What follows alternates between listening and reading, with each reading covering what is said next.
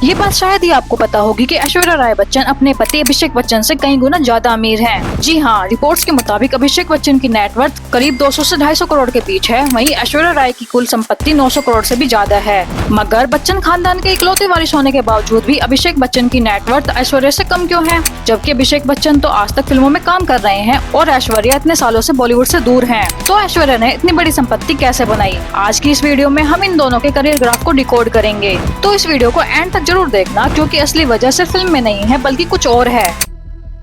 इस डिफरेंस की सबसे पहली और सबसे बड़ी वजह है ब्रांड वैल्यू। ऐश्वर्या राय सिर्फ एक बॉलीवुड एक्ट्रेस नहीं है, वो एक ग्लोबल आइकन है। 1994 में मिस वर्ल्ड का खिताब जीतने के बाद से ही उनका इंटरनेशनल मार्केट में एक अलग दबदबा रहा है। अभिषेक बच्चन जहां Ramraj cottons, omega watches, Motorola और वीआई जैसे डोमेस्टिक ब्रांड एंडोर्स करते हैं, वहीं ऐश्वर्या लॉरियल और लॉजेंस जैसे दुनिया के सबसे महंगे और लग्जरी ब्रांड्स का ग्लोबल चेहरा है। आपको जानकर हैरानी होगी कि ऐश्वर्या किसी भी ब्रांड एंडोर्समेंट के लिए एक दिन का करीब 6 से 7 करोड़ रुपए चार्ज करती हैं।